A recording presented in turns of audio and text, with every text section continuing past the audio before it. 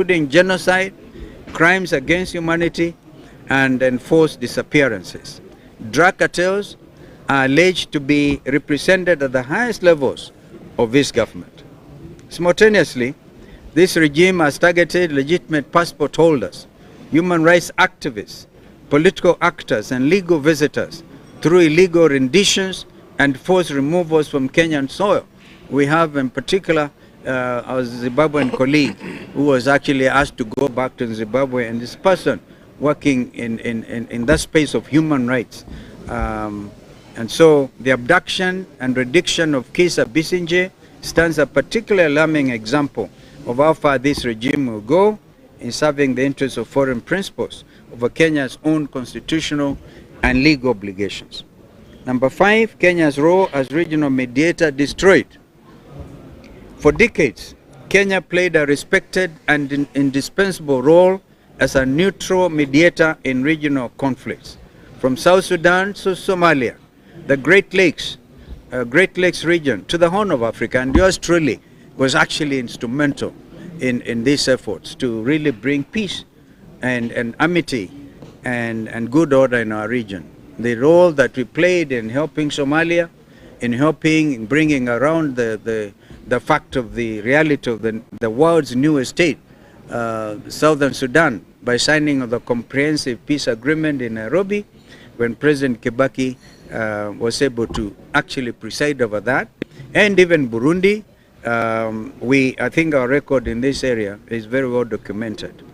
Any association between the government of Kenya and parties implicated in genocide exposes these countries to sanctions regimes, diplomatic isolation, and the reputational damage that will take generations to repair. Ruto's reckless associations have already undermined Kenya's credibility as a peace and security facilitator, including his vital role in hosting regional infrastructure for humanitarian support. I want to move very quickly now. I think we're almost through. A captured state, the machinery of betrayal. The violations described in this statement are not the work of rogue officials acting alone. To issue illegal passports, support criminal networks, and facilitate human trafficking at scale requires institutional capture at the highest levels of government. This conspiracy is only possible through the active facilitation of the Office of the President, the Department of the Interior, the National Intelligence Service, and the Immigration Department. This is a top-down criminal enterprise in which state officials work alongside illegal structures to circumvent the Constitution.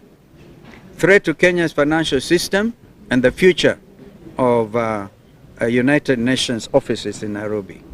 The cumulative impact of these violations places Kenya squarely in the crosshairs of a Financial Action Task Force, abbreviated as FATF. If Kenya comes to be perceived as a permissive jurisdiction for money laundering and illicit finance, the consequences will be devastating. The erosion of correspondent banking relationships, the collapse of foreign investment flows, and the effective crippling of Kenya's financial system. Of existential gravity is the threat to the United Nations office at Nairobi, one of only 4 UN headquarters globally and the only one on African soil. Kenya's status as host is contingent upon international credibility and the enduring trust of the world community. Should Kenya lose United Nations offices in Nairobi, it would represent an irreversible national humiliation. And again, I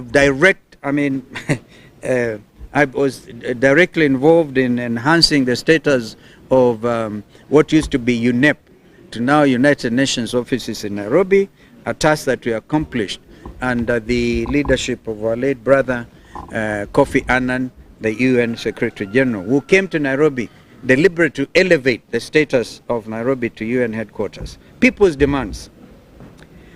In the interest of transparency and constitutional order and Kenya's international credibility, the United Alternative Government calls for the following immediate actions. Number 1, an immediate independent parliamentary inquiry into all irregular passport and identity document issuance with full public reporting and the revocation of all unlawfully issued documents.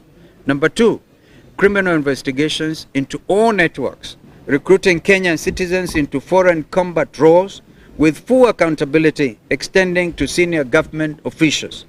Number 3, a full public account of all Kenyan nationals recruited into foreign conflicts, including verified figures on those deployed, those deceased, those missing, or indeed those who have returned.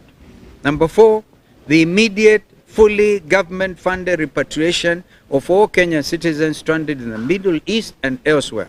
No Kenyan should be required, again as we say, to purchase their own ticket home. Rescue is a state duty, not a personal cost.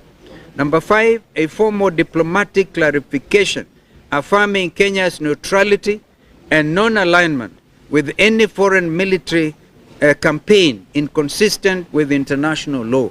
We have always held the principle of active non-alignment. Number 6, a comprehensive compliance review of Kenya's anti-money laundering, counter-terrorism financing, and immigration control frameworks. Number 7, which is the last one, full adherence to constitutional protections regarding due process and the principle of non-refoulement, including appropriate restitution in all cases of unlawful rendition.